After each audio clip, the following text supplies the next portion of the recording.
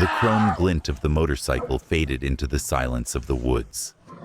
Only the rustle of leaves and the soft bounce of small footsteps remained.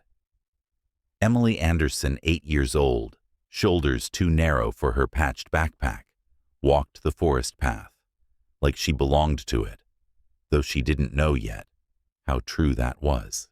She wasn't running. Not yet. She was foraging mushrooms and wild greens for Margaret's table. A chore, not a choice. But the forest, unlike the house she'd been dragged back to, didn't scold her. It listened. It remembered. The wolf pup was no larger than a loaf of bread when she found it curled under a fallen oak. Blood matted its silver-gray flank. One paw bent at a strange angle. It bared its teeth, in fear, not menace. Emily recognized the look, half warning, half plea. She had seen it in her own reflection when Margaret raised her voice, or Caleb smashed her things, and blamed her for the mess. She should have left it. Wolves were wild, dangerous, but so was the world outside this forest. Emily knelt slowly, her voice barely more than breath. "You're hurt, huh?" Her fingers were gentle, her eyes steady. The pup did not bolt. That night, hidden behind the woodshed in a nest of old rags, the wolf whimpered as she bound the leg with twigs and torn dress hem. She named him Timber for his shadowed fur and the way he watched her like a creature born of the trees. Each night she snuck him scraps. Each morning before anyone stirred, she whispered apologies for what the world had made them both. In that tiny space of secret kindness, trust grew. The first time Timber wagged his tail, Emily cried. The spring days lengthened. Timber's wounds mended. His steps grew steadier, his eyes more curious, more alive. Emily watched with bittersweet pride as the pup tested his leg, sniffed the wind, and returned to her side, not out of need, but want. The bond between them wasn't ownership. It was belonging. Margaret never suspected. She was too preoccupied with dinner parties, with pretending the Anderson name still held weight. Emily's chores doubled. Her reward was silence and solitude, both of which she stole in the woods with Timber. But time was moving, and Emily knew what Margaret planned. It began with whispers, Caleb's smirk. "Mother says you're getting married soon." To Adam Willis. Adam, 20 years old, mind like a child, hands like shovels. A man with 40 acres and parents eager to offload their burden onto a girl they saw as nothing more than spare labor. Emily said nothing, but inside something curled, not fear, resolve. 3 weeks after Timber first limped into her life, Emily carried him into the heart of the forest. The moon cast silver through budding trees. Timber stood strong now, no longer a pup, but a creature of muscle and wild memory. Her hands trembled as she knelt and whispered, "You're free now." Timber didn't run. Not at first. He pressed his muzzle into her palm just once. A goodbye. A promise. Then without a sound he vanished into the trees. Emily walked back alone, heart heavier than the basket of mushrooms on her back. But something had shifted inside her like a flame catching, for the first time in wet wood. The girl who returned home was no longer waiting to be saved. She was watching, listening, planning. The days crawled. Seasons turned. Emily survived, not lived beneath Margaret's roof. Her bedroom shrank from attic to storage closet. Her meals dwindled to scraps. And still she endured. She was 11 when the visitors came, Mrs. Willis, her husband, and Adam, in a starched shirt, eyes lowered like a child being told to behave. The arrangement was spoken of in hushed tones, over weak tea, a betrothal, 2 years hence. Margaret's hand gripped Emily's shoulder like a vice. "You've been raised to serve," she purred. "Soon you'll have a home of your own." That night, Emily didn't sleep. Instead, she packed a threadbare dress. Her mother's brush, one of the few things Margaret hadn't thrown away. A knife Thomas had once given her, with a strange look that said, he knew. And matches. Always the matches. By dawn she was gone. She moved like a shadow through the trees, breathing in the earth, the cold, the freedom. But the forest was different now, unforgiving. Wind howled between the branches like ghosts unburied. Still she pressed on. Then snap, a branch, behind her. Emily froze. Her fingers tightened on the knife, and from the darkness stepped a wolf. Massive, gray, eyes like molten amber. She didn't run. Grandmother had warned her running invites chase. Instead, she stood trembling breath, fogging in the icy air. The wolf circled once, twice, then sat, blocked her path, waiting. Emily whispered into the hush, I can't go back. I won't be sold. The wolf tilted its head, then moved not away but to the side, paused, looked back. Invitation. Emily didn't dare believe it. Timber, she breathed. The wolf stepped closer, nuzzled her hand. Recognition, reunion, salvation. Emily followed him into the woods, heart-hammering, tears forgotten. She wasn't alone, not anymore. The forest swallowed her whole. Days became tests of grit. Nights became lessons in endurance. Timber was always near, sometimes a flicker between trees, sometimes a silent shape beside her as she built crude shelters of pine boughs and damp earth. November bit hard. Freezing rain soaked through her coat. Hunger stalked her every waking moment. She dug roots with numb fingers, cracked bitter nuts, ate berries she half remembered as safe. But it was Timber who saved her again and again, appearing with rabbit or squirrel gripped in his powerful jaws, dropping it at her feet like a gift. The first time she wept, she apologized to the dead creature before doing what needed to be done. Grandmother Eleanor had taught her the old ways, how to clean and cook over greenwood smoke, how to survive without losing the softness that made you human. We're a strange pack. Emily whispered one night, her back pressed against Timber's flank, beneath a shelter of woven branches. His warmth kept her from the deadly sleep that came with frostbite. His breath was steady grounding. Weeks passed. She stopped counting. Then a clearing. A cabin. Roof partly caved, windows broken but standing. Timber led her inside as if he'd known it all along. Dust clung to rusted pans. Broken furniture leaned in corners, and the fireplace still stood cracked but whole. Emily stared at the abandoned hearth like a relic from another life. That night, flames crackled again in that chimney. Emily slept beneath a roof. Timber curled at her feet, and for the first time since running, she dreamed not of escape or fear, but of a future. It wouldn't be easy, but it would be hers. Winter came like a closing fist, sharp, sudden, and absolute. Emily, barely 12, met it head on. The cabin, with its moss-chinked walls and slanted roof, became her fortress. She patched leaks with spruce boughs, stuffed cracks with mud and rags, and shaped her world from scraps of forgotten lives.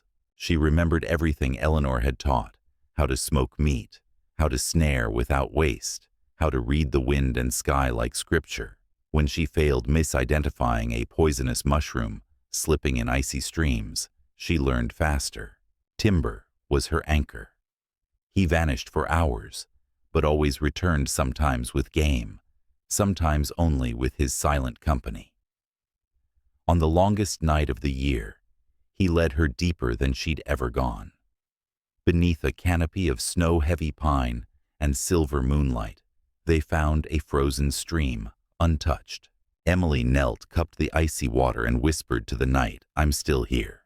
That mattered. She carved routine from chaos. Mornings were for firewood and traps. Afternoons for foraging and fixing. Evenings, her favorite, were spent by the fire, marking days, with charcoal on birch bark, whispering stories to Timber like he was a boy who'd forgotten how to speak. Then one morning, a voice shattered the silence. "Who's tending that smoke from old Thomas's place? Show yourself." Emily froze. Timber growled low beside her, muscles tensed. From between the trees came a man, white-bearded, rifle in hand, boots crunching snow. He didn't point the weapon, just stared at her, then at Timber. "Well, I'll be damned," he murmured. "The little forest ghost has herself a guardian." And in that moment something shifted again. Not in fear, but in fate. Someone had seen her and didn't turn away. The man's name was Jack Harmon, and though his beard and voice were rough, his eyes were kind. A retired ranger, he had once patrolled these woods like a priest guards a chapel. He didn't ask why Emily was here. Not at first.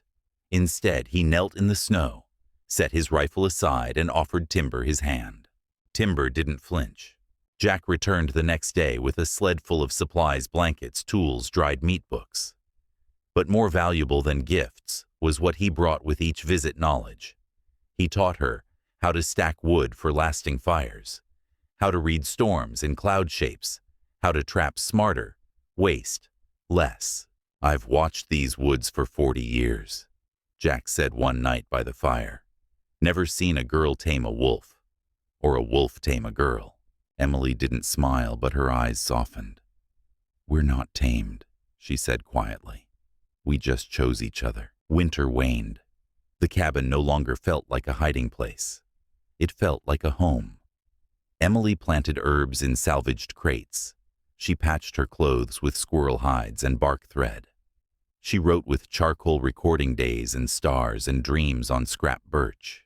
Timber, now nearly full-grown, disappeared more often, but always returned, sometimes with a rabbit, sometimes with nothing, always with eyes that asked, "What did I miss?"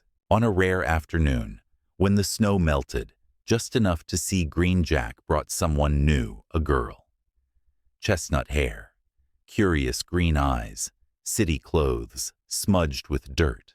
"This is Lily, my granddaughter," Jack said. "Figured you might like someone your own age for once." Emily didn't know how to answer.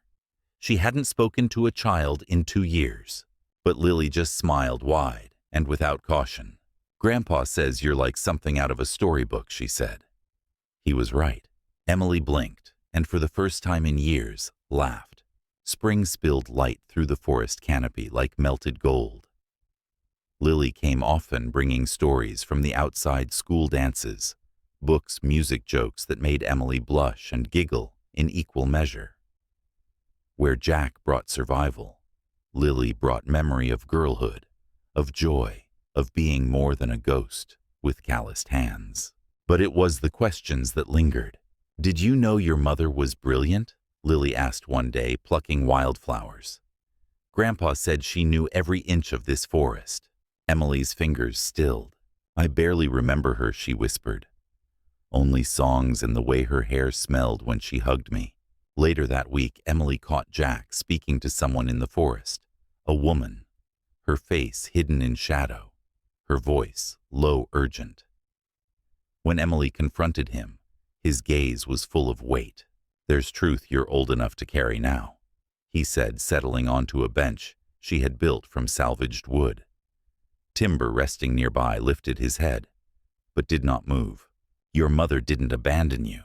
Emily went still. "I was nearby that night. Heard shouting. Something breaking. Next day, Sarah was gone, and Margaret told the town she'd run off. But your father, Robert, changed. Became hollow. Like he knew, but couldn't face it." Emily's breath caught in her throat. "She didn't leave. She would never have left you." The silence that followed was thick with everything she had ever hoped and feared to hear.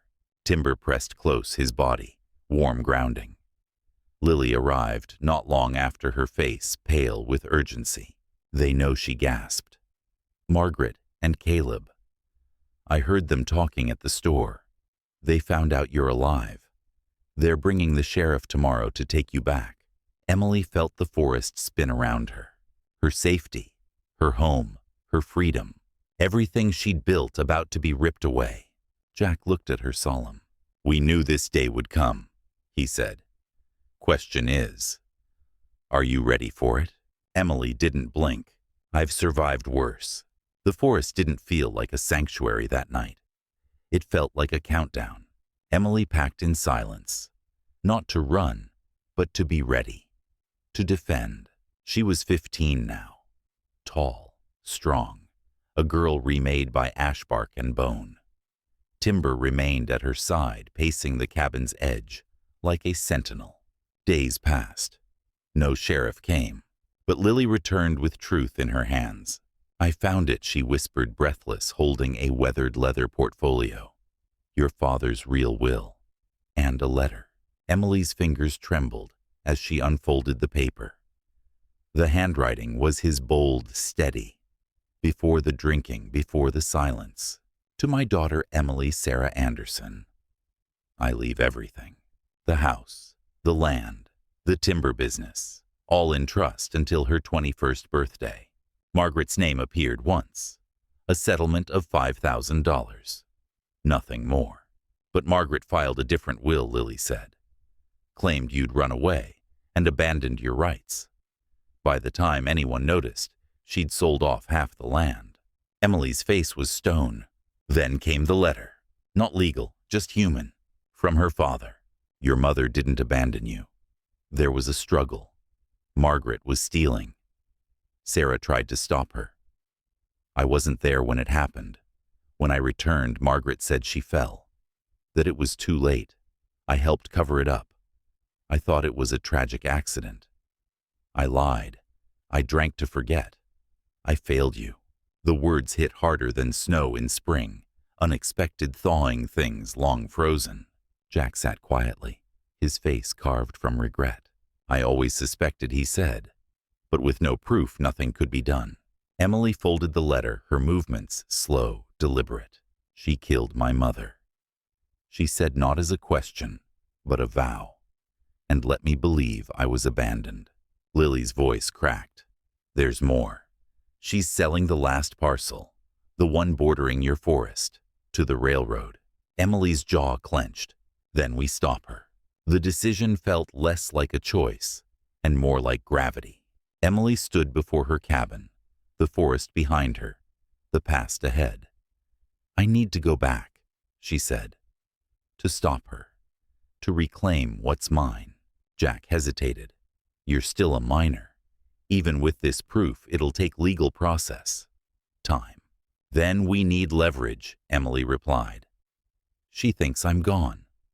That's her weakness. Lily nodded. If you appear publicly where she can't deny your identity, she can't sell anything without being exposed. And so a plan formed. The Harvest Festival was just days away. The entire town would be there. Jack would ensure the sheriff and a trusted lawyer were present. Lily would duplicate and secure the documents. Emily would walk into the town that buried her name and burned her family's truth. What about timber? Lily asked one night, her voice soft. Emily glanced at the great gray wolf. He survived without me, once she said, brushing his fur. He'll understand.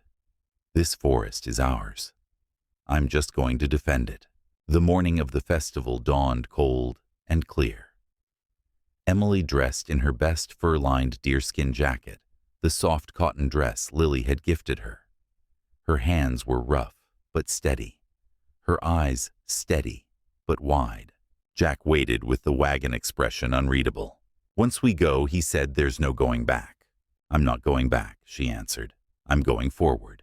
Timber emerged from the trees, silent as always. He pressed his muzzle to her cheek. A blessing. A benediction. I'll come back, Emily whispered. Guard it till then. Then she climbed into the wagon beside Jack, documents in her lap, resolve in her spine, and left behind the woods that had raised her. The trees didn't weep. They waited. Willow Creek was smaller than Emily remembered, and louder. Colors burst from banners strung across trees. Stalls overflowed with candied apples and quilts. Children darted between adults. Music played. Laughter rose. Emily clutched her father's will like a lifeline. Her heart beat so hard, she feared it might echo louder than the festival drums. Jack pulled the wagon near the sheriff's office where Lily waited with Mr. Calloway, a lawyer whose presence was proof of just how serious this had become. Sheriff Baker stepped forward, brows furrowed. "Is that the Anderson girl?" he asked slowly. Margaret reported her dead. Emily stepped down from the wagon. "Reports of my death," she said, voice low, but clear, were greatly exaggerated. People turned. Faces changed. Some gasped. Others whispered. Emily Anderson, Robert's daughter, the forest girl. Then a sound sliced through the noise, a gasp, sharp as a blade. Margaret. She emerged from the town hall arm in arm, with a railroad executive, Caleb, trailing behind, smug and unbothered.